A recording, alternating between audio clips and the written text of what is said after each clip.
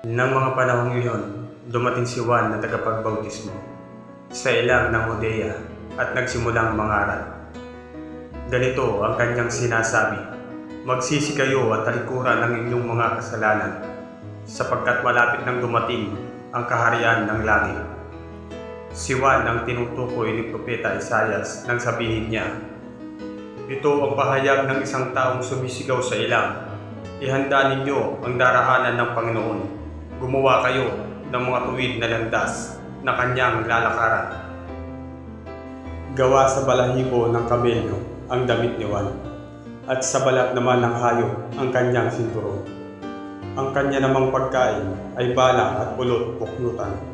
Dinarayo siya ng mga tao mula sa Jerusalem, sa buong Judea at sa magkabilang panig ng Ilog Jordan.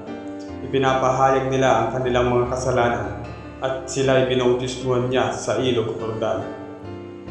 Nang makita niyang lumalapit din sa kanya ang maraming Pariseo at mga Saduseo upang magpabautismo, sinabi niya sa kanila, "Lahi ng mga ulupong, akala ba ninyo'y makakatakas kayo sa parusa ng Diyos? Patunayan muna ninyo sa inyong mga buhay na kayo'y talagang nagsisisi, at huwag ninyong akalain na makakaiwas kayo sa parusa ng Diyos.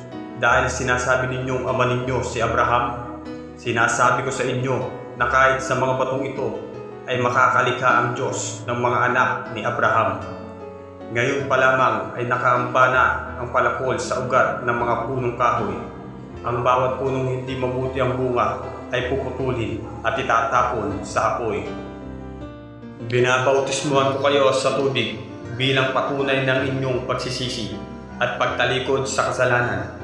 Ngunit ang darating na kasunod ko ay magbabautismo sa inyo sa Espiritu Santo at sa apoy. Higit siyang makapangyarihan kaysa akin, ni hindi man lamang ako karapat-dapat magdala ng kanyang sandalyas. Hawak na niya ang kanyang kalaykay upang alisin ang dayami. Titipunin niya sa kamalig ang trigo, ngunit ang ipa ay susunugin sa apoy na di mamamatay kailanman."